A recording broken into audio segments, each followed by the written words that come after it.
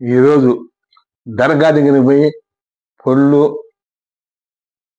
బిస్కెట్లు పంచుతున్నాను వృద్ధులకి. ఈరోజు ఏంటంటే మా ఆవిడ వర్ధంతి సందర్భంగా ఈరోజు పళ్ళు బిస్కెట్లు వృద్ధులకు పంచుతూ బయలుదేరిపోతున్నాను.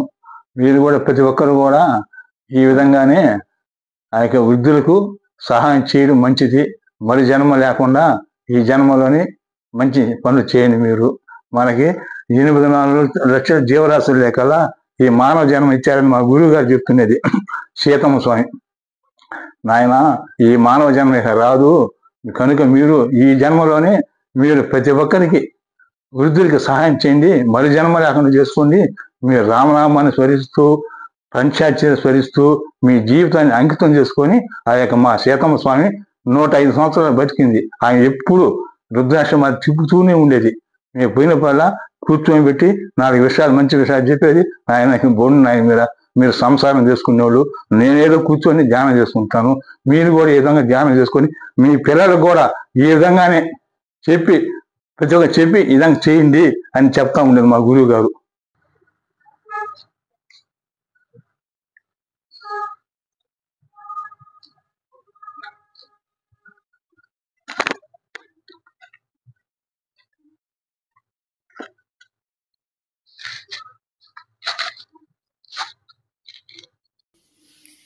ఇలా మొత్తం ప్యాకెట్స్ అయితే రెడీ చేసుకొని ఇవ్వడానికి వాళ్ళకి వెళ్తున్నామండి. ఇక్కడ గుడి దగ్గర చాలా మంది ఇలా కూర్చొని ఉంటారు కదండి, అక్కడికైతే వెళ్ళాము. వాళ్ళ ఆవిడ వర్ధంతి సందర్భంగా ఈ తాతగారు వారికి తోచిన సహాయం అయితే వాళ్ళకి చేయాలని చెప్పేసి ఇలా పండ్లు బిస్కెట్స్ అవన్నీ తీసుకొని ప్రతి ఒక్కరికి కూడా అక్కడ వాళ్ళకి పంచాలని చెప్పేసి ఒక మంచి ఆలోచన అయితే చేశారండి. నిజమే కదా, ఇప్పుడు మనం ఎన్ని పనులు చేసినా ఇలాంటి వారికి ఏదొకటి ఇవ్వడంలో ఉన్న అంత తృప్తి ఇంకా వేరే దాంట్లో ఏమి ఉండదు కదండి.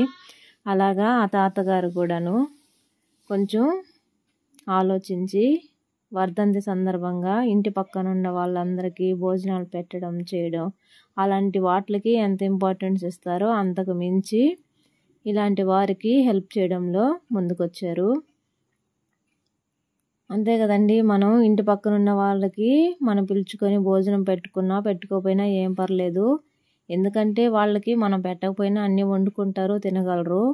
కానీ ఇలా ఉండే వాళ్ళకి మాత్రం ఏదో ఒకటి మనకి తోచింది మనం ఇచ్చామంటే మనకి తృప్తిగా ఉంటుంది. వారికి ఏదో ఒక్క పూటైనా తిన్నట్టు కూడా ఉంటుంది కదా. అలా తాతగారు అక్కడ ఆయనకి కనిపించిన వాళ్ళందరికీ కూడాను తీసుకెళ్ళిన ఈ బిస్కెట్స్ అవన్నీ కూడా పండ్లు అనేవి పంచారండి. చూశారు కదా ఆ తాత మొహంలో ఎంత సంతోషం ఉందైతే, చాలా సంతోషంగా కనిపించారండి ఆ పని చేసేటప్పుడు. ఆయనకి మనసుకి చాలా నచ్చింది, చాలా హ్యాపీ అనిపిస్తుంది. అలా మనకు కూడా ఇలాంటి పనులు చేసినప్పుడు చాలా హ్యాపీ అయితే ఉంటుందండి. ఇంకా ఏ పనిలో కూడా మనకి అంత ఆనందం అనేది ఉండదు. ఇలాంటి పని ప్రతి ఒక్కరూ నిజంగా చేయాలండి. కనీసం మనకి ఇంపార్టెంట్ రోజులు ఉంటాయి కదా, పుట్టినరోజులని పెళ్లి రోజులని ఇలాంటి సందర్భాల్లో అయినా సరే ఇలాంటి పనులు చేయడం మనసుకి చాలా ఆనందాన్ని ఇస్తుందండి. ప్రతి ఒక్కరు కూడా ఇలాంటి వారికి మీకు తోచినంత సహాయం మీరు చేయాలని మీ అందరినీ ప్రార్థిస్తున్నాను. ఆ తాతగారు అయితే ఈ వయసులో ఇంత మంచి పని చేయడం అనేది నాకైతే చాలా హ్యాపీ అనిపించింది, చాలా ఆనందాన్ని ఇచ్చిందండి చెప్పాలంటే. చూసారా, ఇంకా కొంతమంది అయితే మిగిలిపోయారండి, తీసుకెళ్ళినవి సరిపోలేదు. ఇంకా కొంతమందికి ఇచ్చి కొంతమందికి అలా ఎలా వదిలేసి వస్తామని చెప్పి మళ్ళీ షాప్కి వెళ్ళేసి బిస్కెట్స్ ప్యాకెట్స్ అన్నీ తీసుకొని ఇలా మిగిలిన వారికి కూడా పనిచేసి వచ్చేసామండి. మేమైతే చాలా ఆనందంగా తాతగారు అయితే మళ్ళీ కూడా ఇంకెప్పుడైనా కూడా ఇలాంటి పనులు మనం చేద్దాము ఖచ్చితంగాను. ఇలాంటి వారికి మళ్ళీ కూడా ఏదో ఒకటి ఫుడ్ వండుకొని ఇద్దామని చెప్పారు. చాలా హ్యాపీ అనిపించిందండి. చూసారు కదా, ఇలా అన్నీ పనిచేసి ఇంటికైతే వచ్చేసామండి మేము. ఇలా ఈ తాతగారు వాళ్ళ ఆవిడ వర్ధంతి సందర్భంగా అంతమందికి సహాయం చేయడం అనేది చాలా గొప్ప విషయం అండి. అంతే కదా, ఈ వయసులో ఆయన నాకెవరు ఏం పెడతారా తిందామా అనుకునే వయసులో కూడా ఇలా అందరికీ సహాయం చేయాలి అని మంచి మనసుతో ఇలా పంచటం నాకు చాలా హ్యాపీ అనిపించింది. ప్రతి ఒక్కరు కూడా ఇలాగే ఆలోచించండి ప్లీజ్.